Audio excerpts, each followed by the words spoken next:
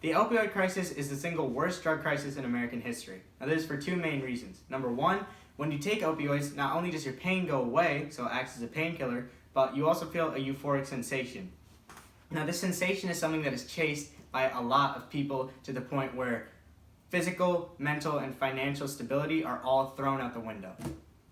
Now, the real evil in this situation comes in the second reason why it's the worst drug crisis in American history. The company, Purdue Pharmaceuticals.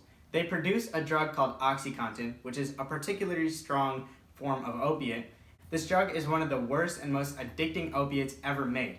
As well as being poorly regulated, the drug spread like wildfire among low-income communities because a lot of people just wanted to find a way to escape the boringness and the pains of their normal life.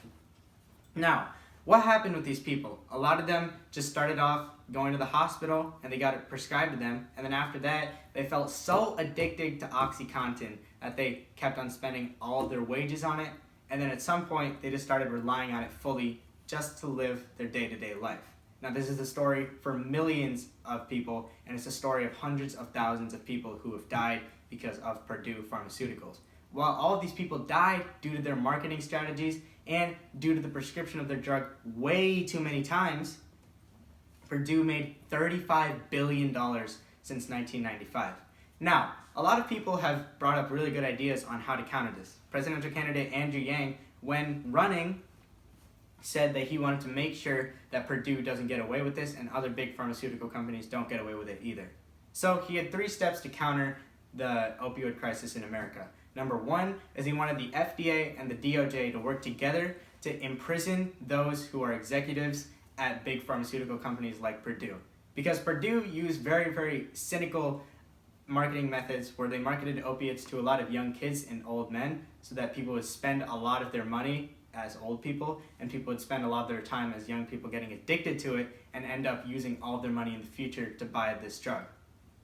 Number 2 is he wants to make sure that the FDA and the DOJ work together to make sure that all research done on these drugs by these pharmaceutical companies is valid, because a lot of them completely falsified the information about its addictiveness and its effectiveness, and in the end it could have and still has killed thousands and hundreds of thousands of innocent people. Now, number 3, and this is one of the biggest things that Andrew Yang based his campaign off, was Medicare for All. Now, Medicare for All would allow the prices of these opioids and other drugs like it to go down, so not everybody had to use opioids. They could use different drugs that were formerly more expensive, but now they were at an affordable range to counter the symptoms that they were having. Now, Donald Trump also had and still has taken a lot of steps to fight the opioid crisis.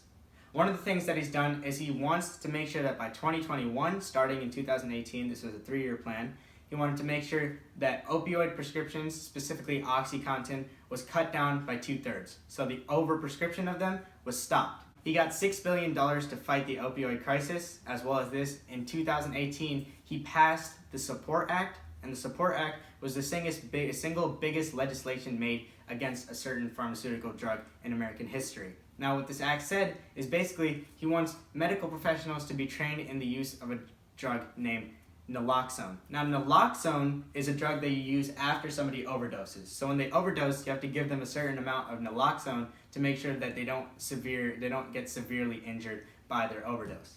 Now, this training is lacking in a lot of places around the world, and it has caused numerous deaths. So if we know what we're looking for and we know how to use what we have, then we can prevent a lot of these deaths, and we can prevent a lot of the pain and suffering that they cause. Now, the last thing that Donald Trump has done is he's made sure that at the border, opiates don't come in illegally. Because illegal opiates are like the last thing that America needs right now, because the opiates that we can track are already being overused, and the opiates that come through the border are being used, but we can't even track them, and we have no idea how they're getting here. I think of the way that people are attacking this is that there's one main flaw on the Republican side. The Republicans aren't attacking the people that are actually responsible for this crisis. See, big pharmaceutical companies have no sort of legislation against them. Maybe Oxycontin is being prescribed at a very, very low rate, right? So now Purdue won't be able to, use as much Oxycontin. But if Oxycontin isn't being used, Purdue can just go out of their way to use the $35 billion they made off of it to just go develop a new sort of painkiller that won't be able to be used as an opiate per se, so you could just categorize it under something else, And now this thing that's categorized into something else could be more addictive, could use different properties to fight a different type of pain, and then producer's going to do this whole thing over again. Now, the thing about government is that it moves so slow that it could kill hundreds of thousands of people if we're not fast enough. So that's why the Democratic plan to attack those that are solely responsible for this, the executives at these big companies, is the smartest move. Because if we attack this root of the problem, then it won't be able to fester over time. The single worst thing about not attacking the people that are responsible for it is the fact that when a company goes down, it's usually just the normal employees that get hurt.